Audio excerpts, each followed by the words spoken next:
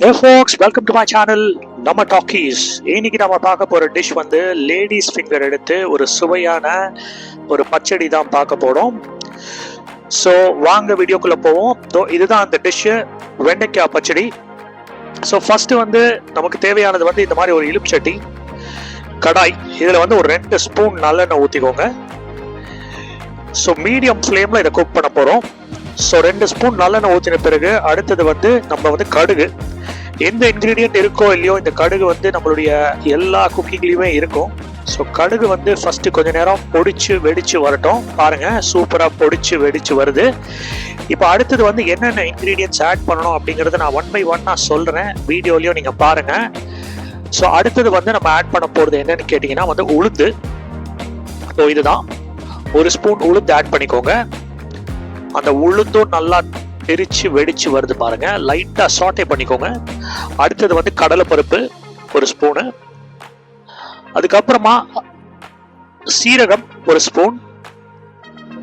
அடுத்தது வந்து வெந்தயம் 1 ஸ்பூன்.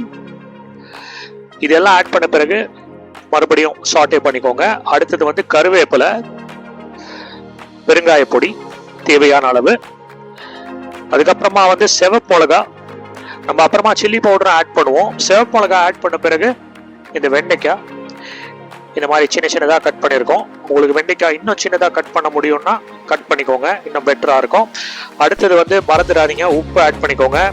முதல்ல கொஞ்சமாக ஆட் பண்ணுங்க, ரொம்ப அதிகமாக உப்பு ஆட் பண்ணிடாதீங்க. கடைசியாக ஆட் பண்ணிக்கலாம் தேவைன்னா. ஸோ இந்த உப்பு, அதுக்கப்புறமா மற்ற இன்க்ரீடியன்ஸ்லாம் நல்லா மிக்ஸ் ஆகட்டும். அதுக்கப்புறமா வந்து மஞ்சள் பொடி 1 ஸ்பூன். இப்போ வந்து புளித்தண்ணி.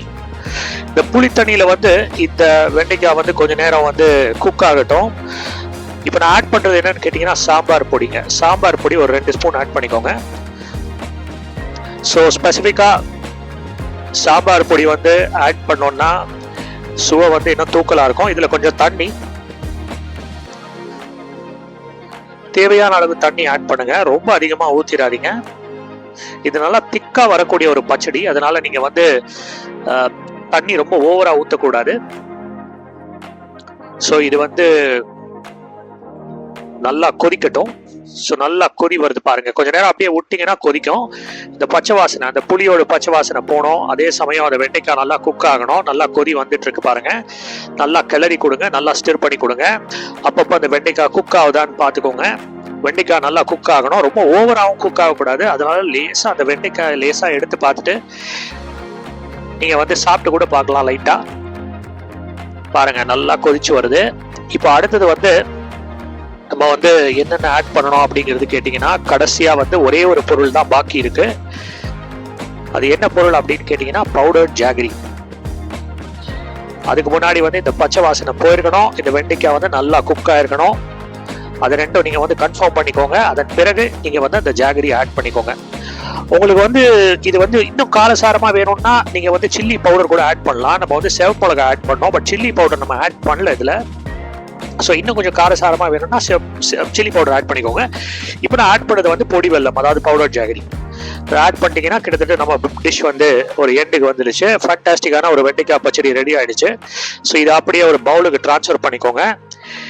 இது நீங்க வந்து தொட்டுக்கிறதுக்கும் யூஸ் பண்ணலாம், ஒரு சைட் டிஷ்ஷாகவும் யூஸ் பண்ணலாம், இல்லை வந்து நீங்க சாதத்தோட பிசைஞ்சும் சாப்பிடலாம். ஸோ நீங்களும் உங்க வீட்டில் செஞ்சு பாருங்க. தேங்க்ஸ் ஃபார் வாட்சிங் my channel. Do like and subscribe. மீண்டும் ஒரு அற்புதமான காணொலியில் சந்திப்போம் மக்களே. நன்றி, வணக்கம்.